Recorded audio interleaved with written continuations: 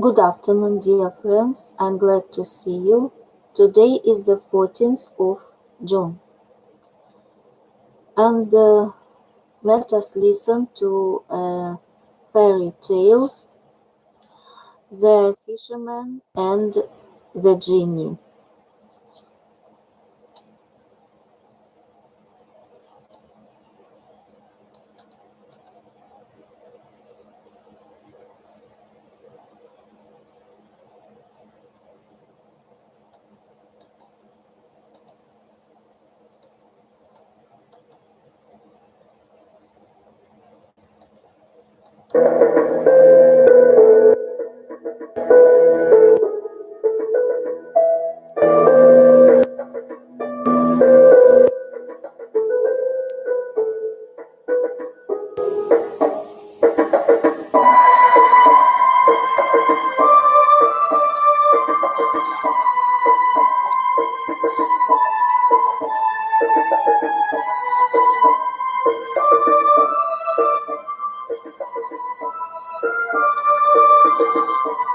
There was once a poor old fisherman who had a wife and 3 children to support.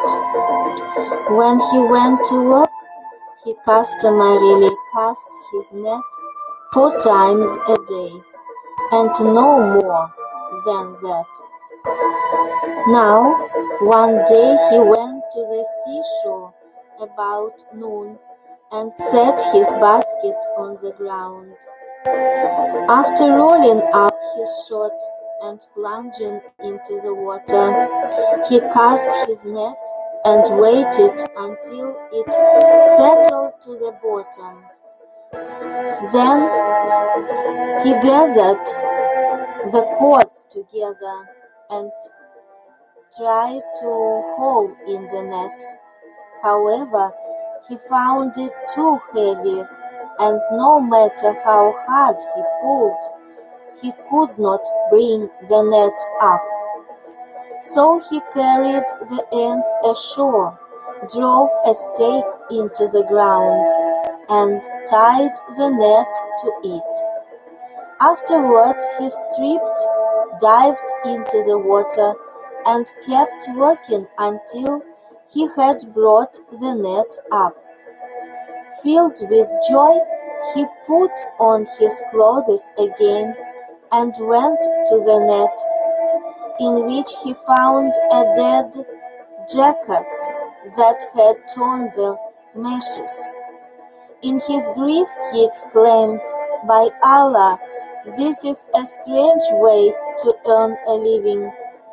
Then he said to himself, up and at it, "I'm sure that this must be some sort of blessing."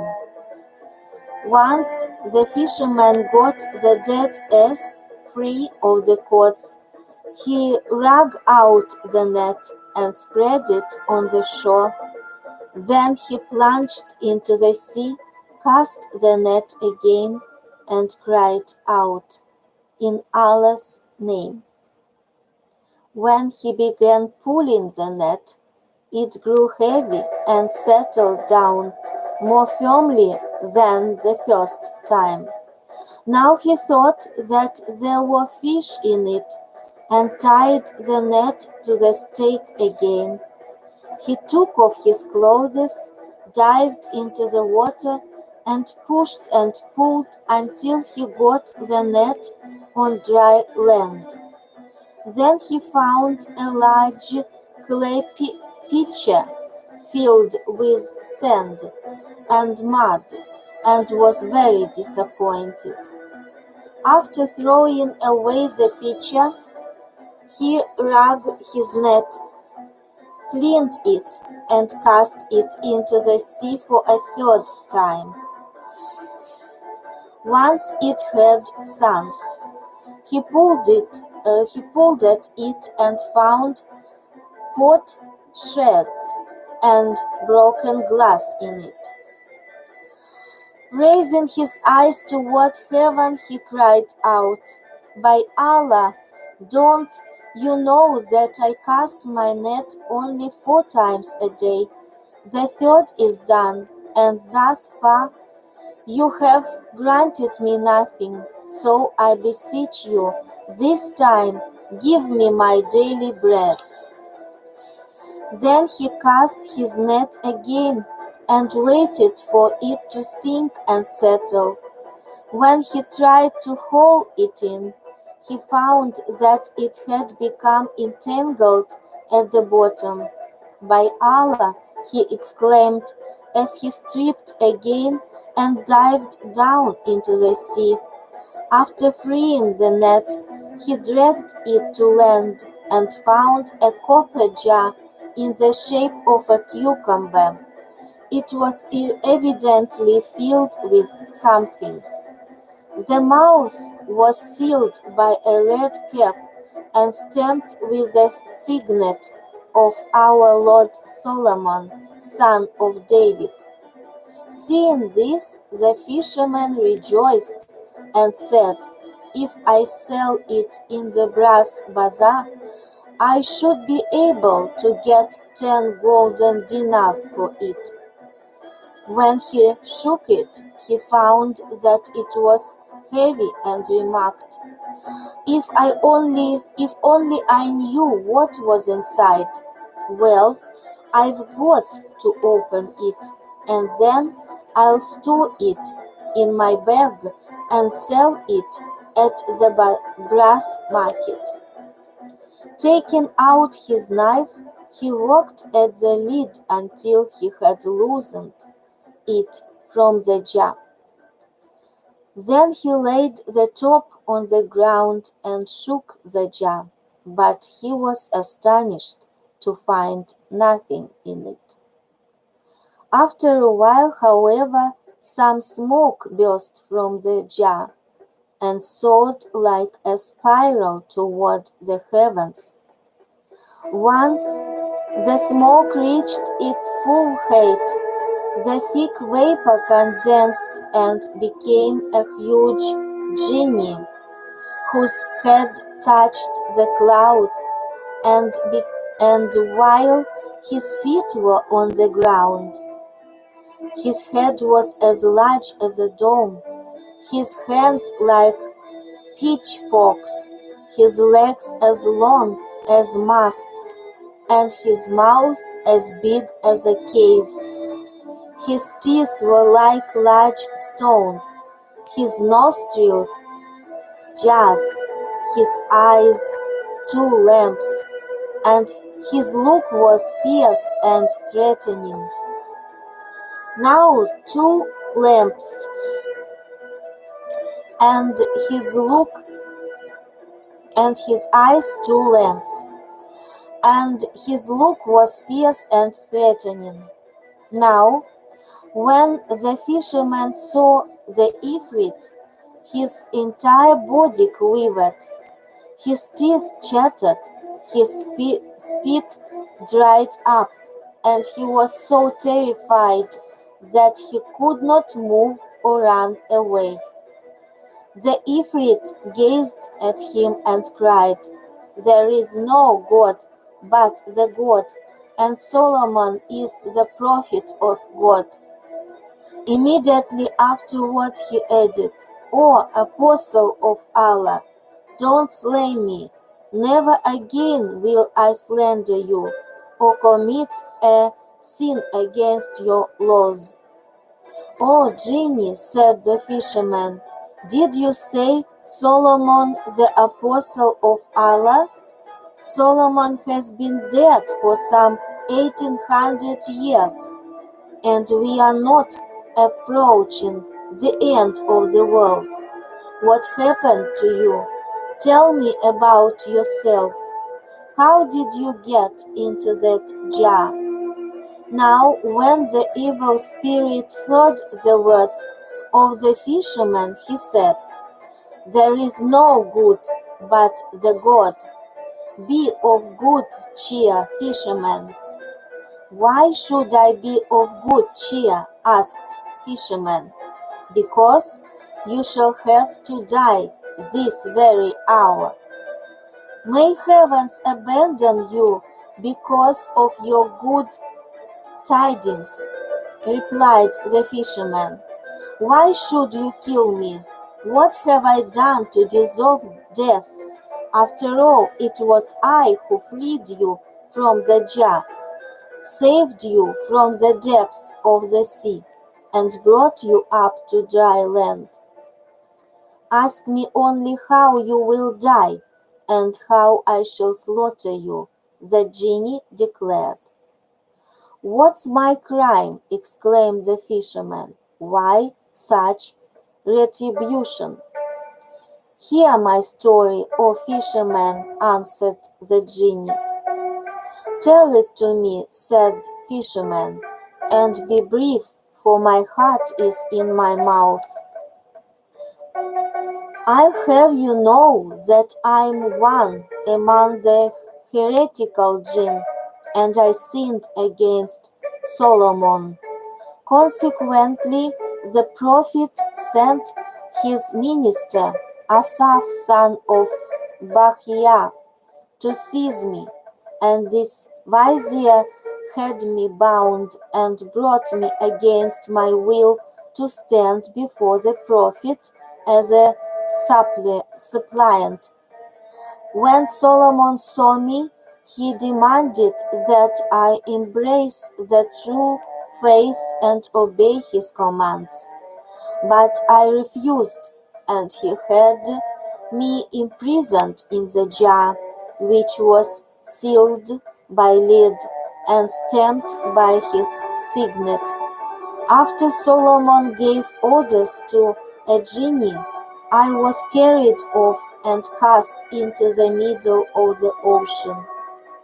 I lived in the jar for 100 years, during which time I said in my heart, I'll reward whoever releaseth me with great riches.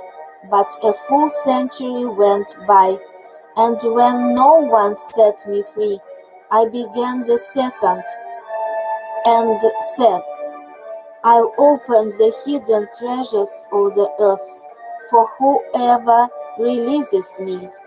But still no one set me free, and 400 years went by. Then I said, I'll grant 3 wishes to whoever releases me. Yet no one set me free. Thereupon I became extremely furious and said, From this time on I promise to slay whoever releases me, and the only choice I'll give him will be the kind of death he'll die. And so, since you've released me, I'll give you your choice of death." Upon hearing the Ifrit's words, the fisherman exclaimed, "Oh Allah, why couldn't I have freed him before this? Spare my life, genie, and Allah will spare yours." "Nothing can help you," replied the genie. "You must die. I'll only grant you your choice of death. So tell me how you want to die." "I'd prefer that you pardon me for having freed you." But the genie was resolute and said, "It's precisely because you've released me that I must slay you." "O chief of the Ifrits," said the fisherman, "I do you a good deed, and you return my good deed with evil." "No more of this talk," the genie answered. "I must kill you." Now the fisherman paused and thought for himself, "This is a genie, and I am a man whom Allah has blessed with cunning. So I must use my brains just as he sought to make use of his malice." Then he said to the genie, "So you are really determined to kill me?" "Indeed I am. But if I ask you a certain question, Will you swear on the name engraved on the ring of Solomon that you will give me a truthful answer?" The Ifrit replied, "Yes." But hearing the holy name disturbed him, and he began to tremble. "Ask, but be brief. How did you fit into the bottle, which is not even large enough to hold your hand or even your foot? And how did it become large enough to contain you?" "What?" exclaimed the genie. "You don't believe that all of me was in there?" "No, I don't," responded the fisherman. "I'll never believe it until I see you inside in my own eyes." And Scheherazade noticed that dawn was approaching and stopped telling her story. Then, when the next night arrived, her sister said to her, "Please finish the tale for us, since we are not sleepy." The king nodded his approval, and so she resumed. After the fisherman said to the Ifrit that he would never believe him until he saw him inside the jar with his own eyes, the genie immediately shook and became a vapor, which condensed and gradually entered the jar until all of it was well inside. Right then and there, the fisherman quickly took the lid cap with the seal, stopped the mouth of the jar, and cried out to the Ifrit, "Ask me for a favor, and I'll grant you your choice of death. But Allah, I'll throw you into the sea right here, and I'll build a lodge on this spot. And I'll warn whoever comes not to fish here, because a genie dwells in the waters, a genie who graciously rewards the person who saves him with choice of death." Now when the genie heard the fisherman's words and saw himself in limbo, he tried to escape, but he was prevented by Solomon's seal. So he knew that the fisherman had outwitted him, and he became submissive. "I was only jesting with you," he said in a humble manner. "You are lying," replied the fisherman. "You are the vilest, meanest, and filthiest of genies." And he moved toward the sea with the Ifrit crying out, "No, no," and him responding with, "Yes, yes." Then the evil spirit softened his voice, sweetened his speech, and abased himself. "What are you going to do with me, fisherman?" he asked. "I'm going to throw you back into the sea," he answered, "where you were housed for 1800 years, and I'm going to leave you there until Judgment Day. Didn't I say to you, spare me, and Allah will spare you, and don't slay me, or Allah will slay you? But you spurned my pleas and intended only to treat me ungraciously. So now Allah has thrown you into my hands, for I am more cunning than you. If you open the bottle, I'll make you a wealthy man," the genie replied. "You are lying, you cursed genie," exclaimed the fisherman. "You and I are in exactly the same situation as King Yanan was with the sage Duban." "And who were King Yanan and the sage Duban? What happened to them?" asked the genie. Thereupon the fisherman began to tell. The Tale of King Yanan and the Sage Duban. A long time ago there lived a king called Yanan, who reigned over the city of Fars in the land of Persia. He was a wealthy and powerful ruler who had massive armies and was allied with all nations of men. However, his body was afflicted with leprosy that the doctors were unable to heal. He drank potions, swallowed pills, and used salves, but nothing would help. Finally, a mighty healer of men came to the city, the sage Duban, who was extremely old and well versed in the works of the Greeks, Persians, Romans, Arabs, and Syrians. Moreover, he was skilled in astronomy and knew everything in theory and practice that could heal or harm a body. Indeed, he was familiar with the virtues of every plant, grass, and herb in the world, and how they could benefit or damage a person.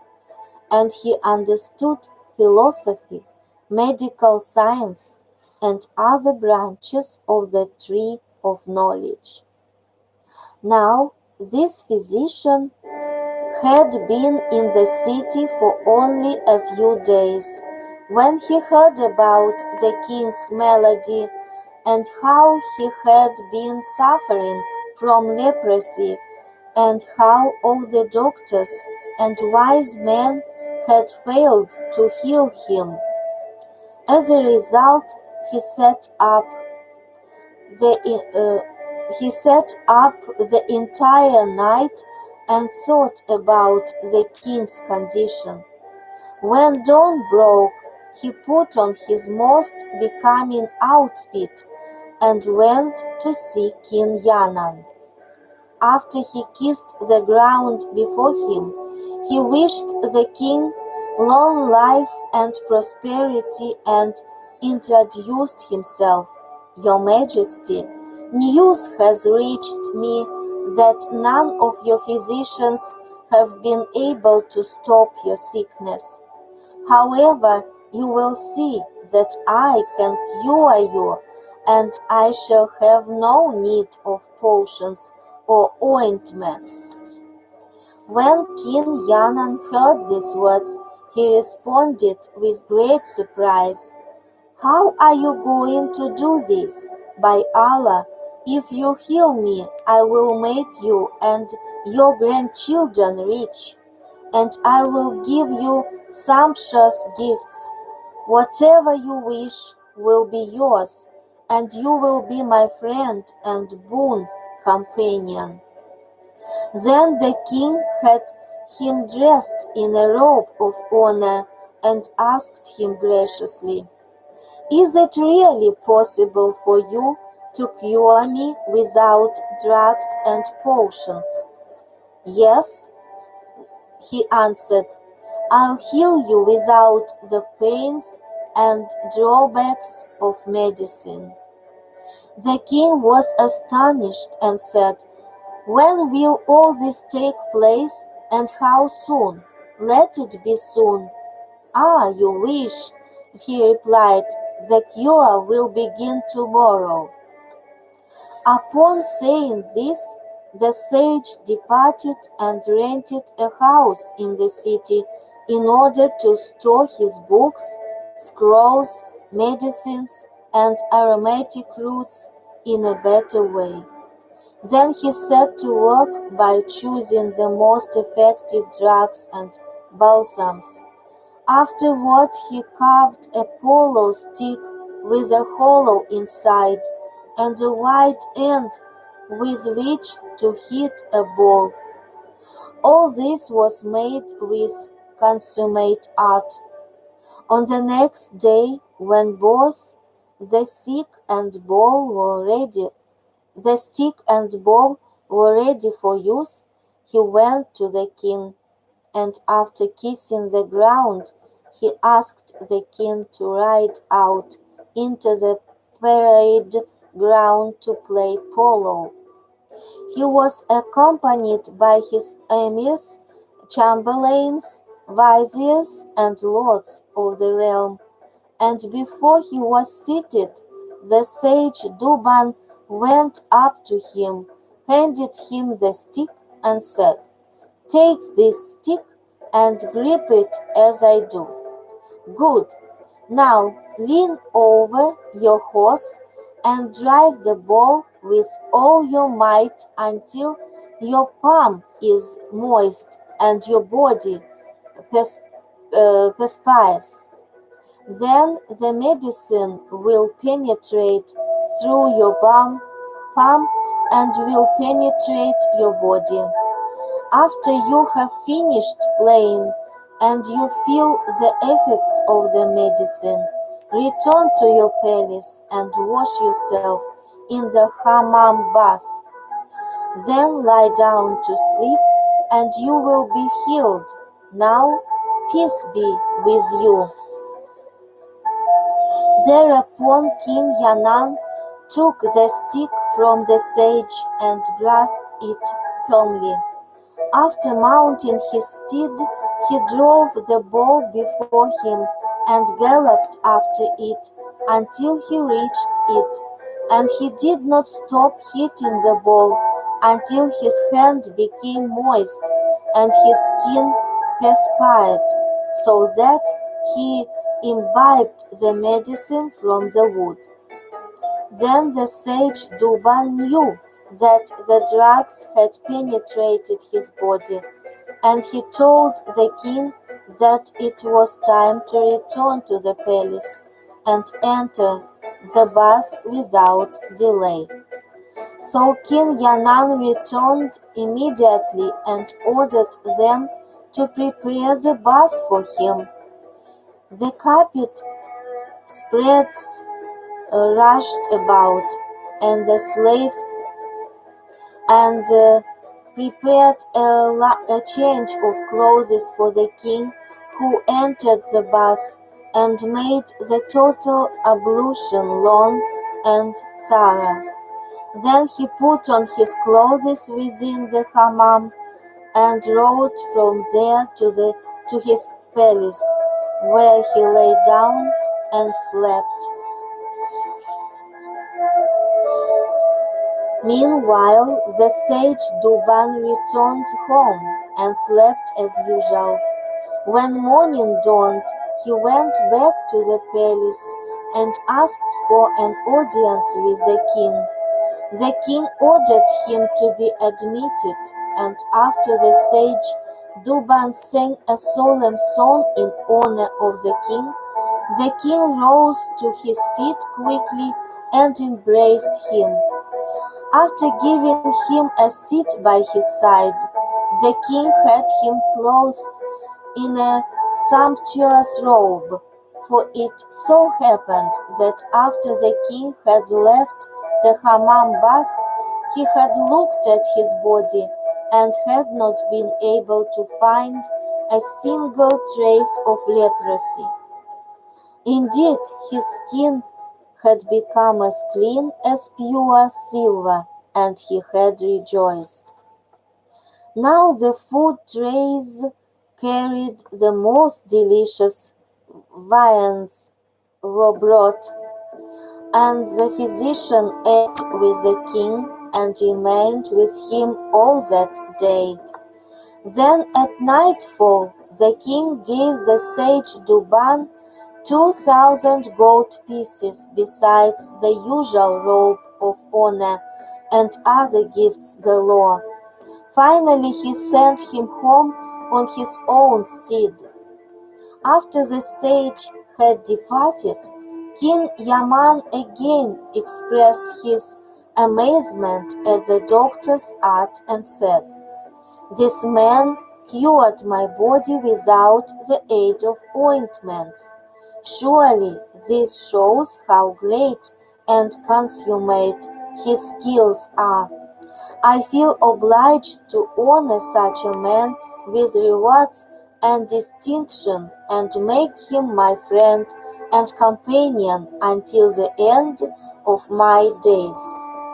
So King Yanan spent the night in joy and happiness, because his body had been healed and had overcome such a pernicious malady. The next day the king left his seraglio and sat on his throne. The lords of estate stood around him, and the emirs and viziers sat on his right and on his left, as was their custom. Then the king asked for the sage Duban, who came in and kissed the ground before him. After the king rose to greet him and seated him by his side, he ate with him and wished him long life. Moreover, he gave him clothes and gifts, and did not stop conversing with him until night approached. Then, as a kind of salary, the king gave him 5 robes of honor and 1,000 dinars, whereupon the doctor returned to his own house, full of gratitude to the king. When the next morning dawned, the king went to his audience hall, and his lords, nobles, chamberlains, and ministers surrounded him just as the white encompasses the black of the eye. Now the king had a vizier among the nobility, unpleasant in appearance, sordid, ungenerous, full of envy and ill will. When this minister saw the king place the physician near him and gave him all those gifts, he was jealous of him and planned to do him harm. So the minister went before the king and, kissing the ground between his hands, said, "Your Majesty, I have some serious advice for you, and though you may not like it, I would be amiss in my duties as your minister if I did not speak my piece." The king was troubled by the words of the minister and said, "What is this advice of yours?" "Oh, glorious monarch," he responded, "the wise men of former times have a saying which runs like this: whoever does not regard the end will not have fortune as his friend. And indeed, I have recently seen the king heading in the wrong direction, for he has been bestowing lavish presents on his enemy, on one whose intention is to bring an end to your rule. You have favored this man and honored him unduly by making him an intimate friend. Consequently, I fear for the king's life." The king, whose face changed color, was greatly disturbed and asked, "Whom do you suspect?" "O king," the minister said, "if you are asleep, wake up. I am pointing at the physician Danba. You should be ashamed of yourself," the king cried out. "He is a true friend, and I favored him above all other men because he cured me of my leprosy, which had baffled all the physicians of my land. Indeed, there is no one like him to be found in these times. No one in the entire world, from the far east to the far west. And this is the man whom you are accusing.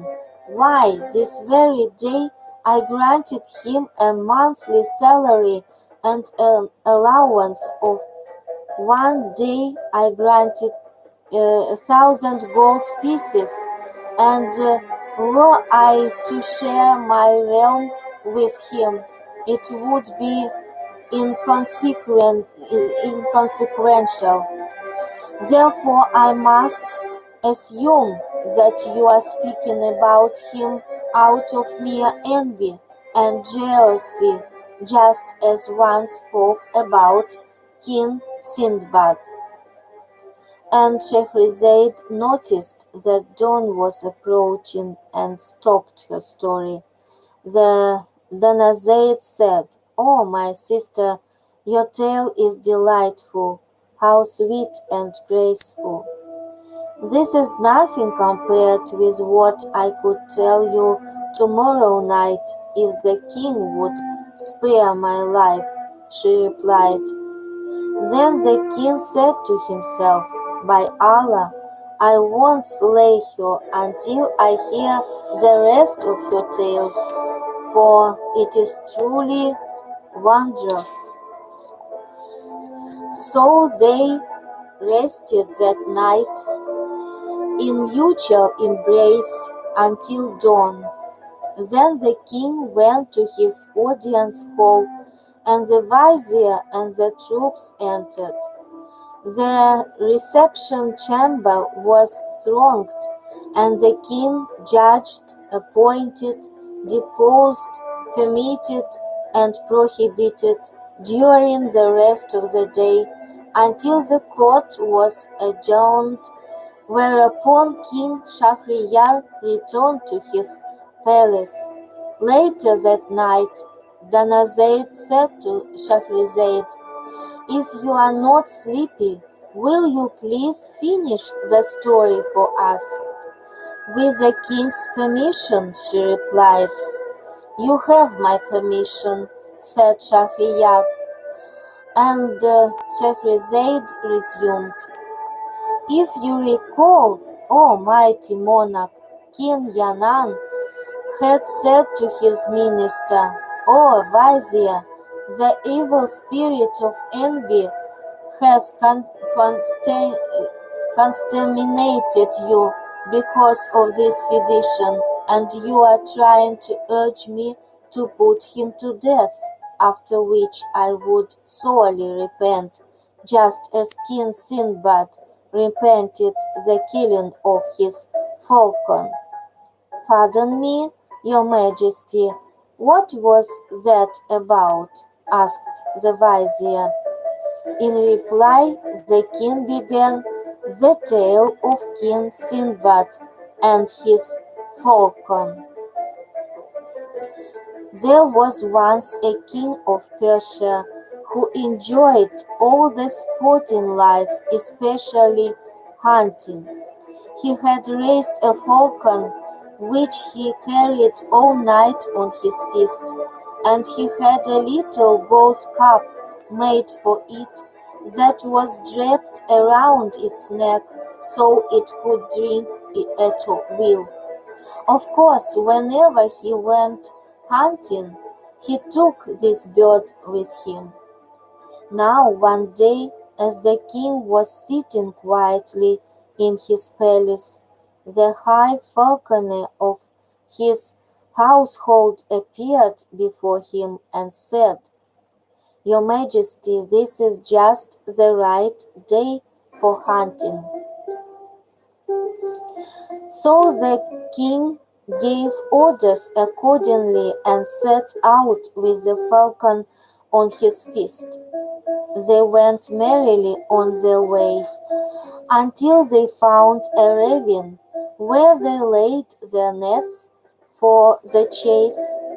Just then a gazelle came within sight, and the king cried, "I'll kill any man who allows that gazelle over there to jump over his head and get away." They closed in on the gazelle with the nets, driving it near the king's post. Then it squatted on its hindquarters and crossed its forehead over its breast, as if about to kiss the earth before the king. So unusual was this behavior that the king bowed his brow in acknowledgment to the gazelle, allowing the beast time to jump quickly over his head and disappear from sight. Thereupon the king turned toward the troops and saw them pointing at him. "Oh, vizier," he asked, "what are my men saying?" "They say," the minister replied, "that you had proclaimed you would kill any man who allowed the gazelle to jump over his head."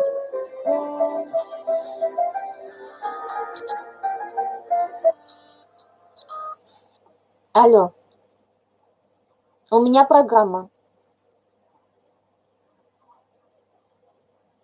Ну все, давай, пока.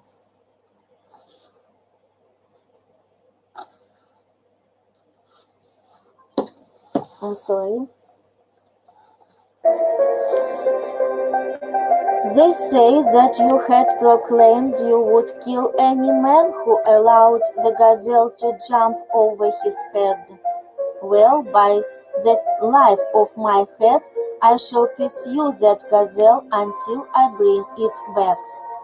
So he set off on his horse, galloping after the gazelle's trail, and he did not stop tracking the beast until he reached the foothills of a mountain chain where the quarry had made for a cave. Then the king set the falcon loose, and when the bird caught up with it, she swooped down and drove her talons into its eyes, bewildering and blinding it. When he saw this, the king came up, drew his mace, and struck a blow that killed the beast. After that, he dismounted, cut the antelope's throat, flayed the body, and hung it on the pommel of his saddle. Now the time for siesta had arrived, and the surrounding land was parched and dry. There was no water to be found anywhere, and the king and his horse were thirsty. So he went searching until he found a tree moist, with water on its boughs, as if butter were melting from its branches. Thereupon the king, who wore leather gauntlets to protect him against poison, took the cup from the hawk's neck, and after filling it with water, he set it before the bird, who suddenly struck it with her claws so that the liquid poured out. The king filled it a second time with the drops from the branches, thinking his falcon was thirsty, but the bird struck the cup again with her claws and knocked it over. Now the king became mad at the falcon and filled the cup a third time, but offered it to his horse. Once more the bird upset it with a flick of her wings. "By Allah," said the king, "you miserable flying creature, you are keeping all of us from drinking." So he struck the falcon with his sword and cut off her wing.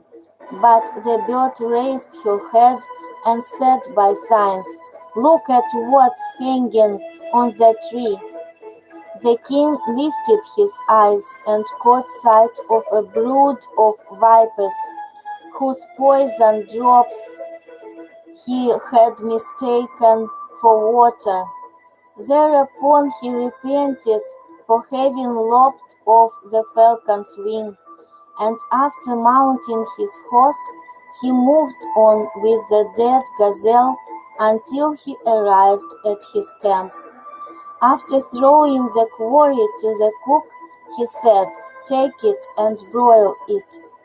Then he sat down on his chair to relax, but the falcon, still on his wrist, gasped and died. There was nothing left for the king to do but to cry in sorrow and remorse for having slain the falcon, which had saved his life. Such was the sad story about King Sindbad, and I'm certain that if I were to do as you desire, I would regret it. In fact, I'd be in the same situation as the man who killed his parrot. And what happened to him? The vizier asked. In reply, the king began to tell the tale of the husband and the parrot. And that is the next story.